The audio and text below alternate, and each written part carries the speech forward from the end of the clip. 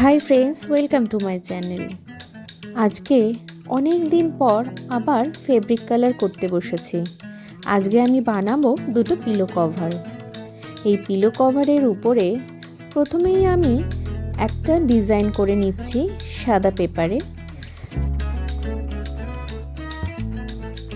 আমি পিলো কভারটা একদম রেডিমেড দোকান থেকে কিনে নিয়েছি, একদম সাদা রঙের। এইবার এর উপরে আমি ফুল, লতা পাতা দিয়ে একটা নকশা করে নিয়েছি। এইবার এইটা আমি ট্রেসিং পেপারের উপরে এঁকে নেব। এই প্রসেসটা স্টেপ বাই স্টেপ আমি আপনাদের সঙ্গে শেয়ার করছি, আপনারা ফলো করতে পারেন আর এইভাবে নিজেরাও বাড়িতে বানিয়ে নিতে পারেন। ট্রেসিং পেপার না থাকলে আপনারা বাটার পেপার বা দেখবেন শাড়ির মধ্যেও এরকম পাতলা পেপার থাকে, সেটাও আপনারা ব্যবহার করতে পারেন। এখন আমি পিলো কভারের উপরে এই কার্বন পেপারটা বিছিয়ে নিয়েছি, তার উপরে আমি ট্রেসটা দিয়ে দিলাম। এর উপরে আমি পেন দিয়ে পুরো ছবিটা আবার আমি ড্র করব।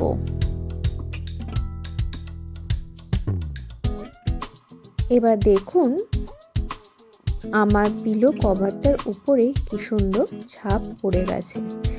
আমি কার্বন পেপার ইউজ করছি তার কারণ যাতে দুটো পিলো কভারের ছবির মধ্যে যেন কোনো পার্থক্য না থাকে, তাহলে দেখতে বেমানান লাগবে।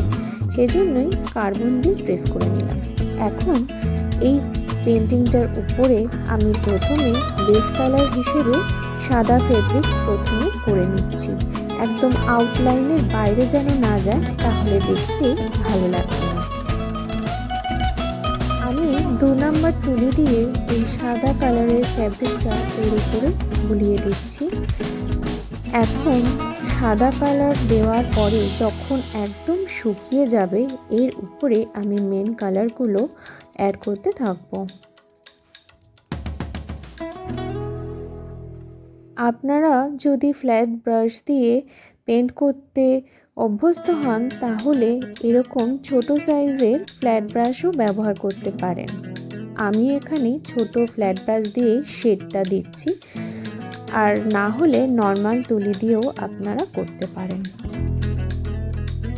আপনারা এই প্রসেসে বেডশিট, টেবিল ক্লথ, শাড়ি, বিভিন্ন জামা কাপড় যে কোনো কিছুতে আপনারা ফেব্রিক কালার করতে পারেন। দেখুন আমার এখানে প্রথম কোটটা কমপ্লিট হয়ে গেছে। এর উপরে আমি ডার্ক শেড দিয়ে শ্যাডো ক্রিয়েট করব।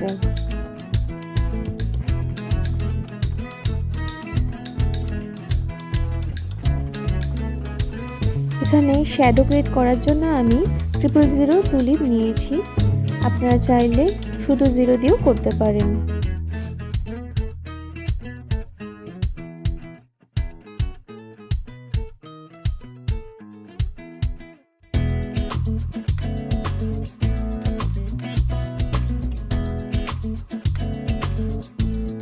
আমার কিন্তু পিলো কভারের উপরে এই ডিজাইনটা কমপ্লিট হয়ে গেছে।